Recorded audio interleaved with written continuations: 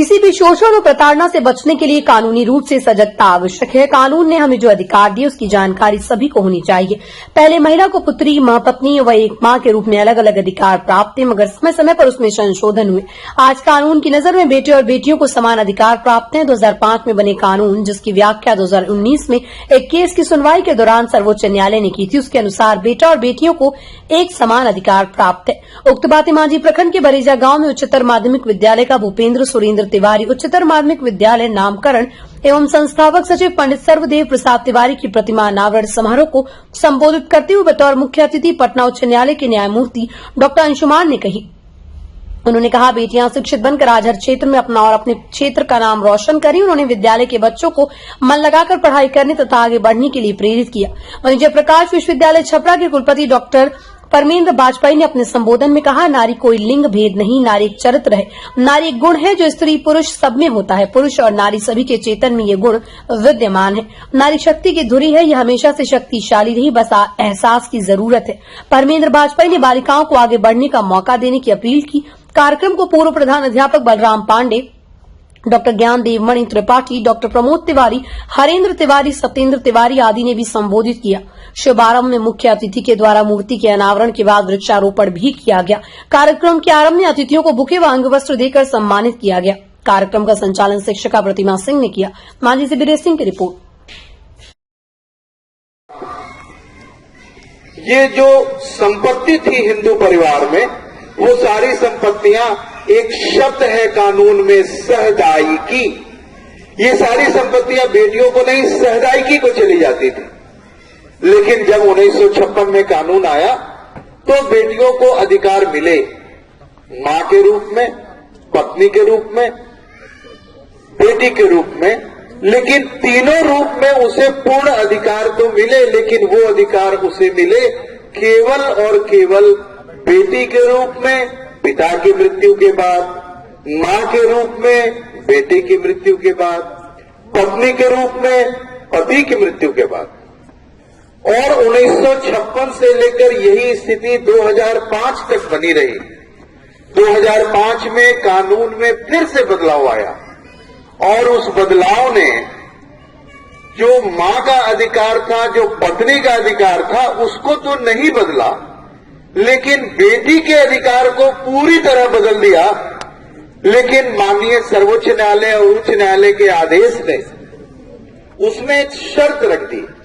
वो शर्त ये रखी गई कि यदि उस तिथि को, जिस तिथि को ये कानून लागू हुआ, अगर उस तिथि को परिवार में बंटवारा हो चुका है तो बेटी को अधिकार नहीं मिलेगा, लेकिन अगर बंटवारा नहीं हुआ तभी उसको अधिकार मिलेगा।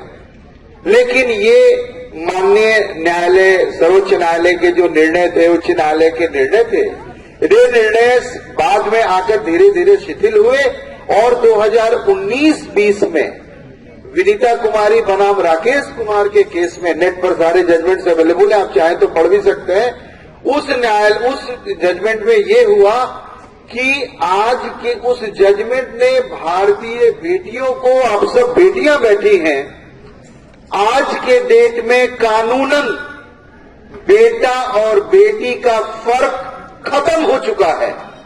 ये बात आप जान लें कि 2005 के कानून से, जिसकी व्याख्या 2019-20 में माननीय सर्वोच्च न्यायालय ने की, भारतवर्ष में बेटे और बेटियों में अंतर सिर्फ और सिर्फ बायोलॉजिकल है, कानूनी कोई अंतर नहीं है। आप घर के बेटे हैं और मुझे खुशी है कि आप सब इतनी भारी संख्या में उपस्थित हैं और इससे अच्छा अवसर मेरे लिए हो नहीं सकता कि मैं आपके अधिकार के बारे में आपको बताऊं। और आप सबसे अनुरोध है कि ज्ञान और अनुभव, इसका कोई अल्टरनेट होता नहीं, इसलिए आप जितना पढ़ेंगी, जितना अनुभव होगा कार्य करने का, उतना आगे बढ़ेंगी। इसी बात के साथ मैं विराम देता हूं। धन्यवाद। और पुरुष के सामीप्य में आके वो चेतन अवस्था में आ जाती है। ये जो कल्पना है अर्धनारीश्वर की, कि पुरुष और स्त्री दोनों सभी चैतन्य में विद्यमान है, इस चैतन्यता का अनुभव करना और इस चैतन्यता को एकात्मता में बदलना, ये महसूस करना, चाहे पुरुष हो, चाहे नारी हो, चाहे पेड़ हो, चाहे पौधे हो, कण कण में वो चैतन्य व्याप्त है जिसको आप कुछ भी नाम दें, जिसके कारण सृष्टि चलती है।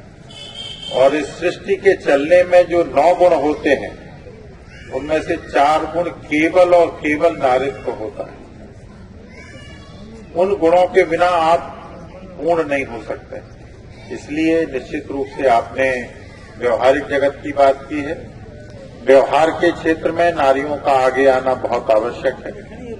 ये बहुत गर्व की बात है हम सबके लिए कि बिहार में शिक्षा में बच्चियों का परसेंटेज बच्चों से ज्यादा है।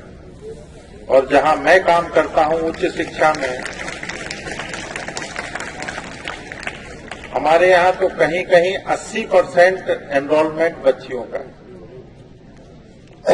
बिहार सरकार ने, जैसा आप सब जानते हैं, पूरे देश में एकमात्र सरकार है जिसने ये संकल्प लिया है कि बिहार की बच्चियों को पढ़ने के, गढ़ने के और आगे बढ़ने के जो भी अवसर संभव हैं वो दिए जाएंगे। आप सब जानते हैं कि कन्या उत्थान के नाम पर जो बच्चियां आगे बढ़ती हैं उनको हाई स्कूल में 11,000 रुपए, जब वो 10+2 पास हो जाती हैं तो 21,000 रुपए, और जब वो स्नातक हो जाती हैं तो नगद 51,000 रुपए उनके डायरेक्ट खाते में आता है।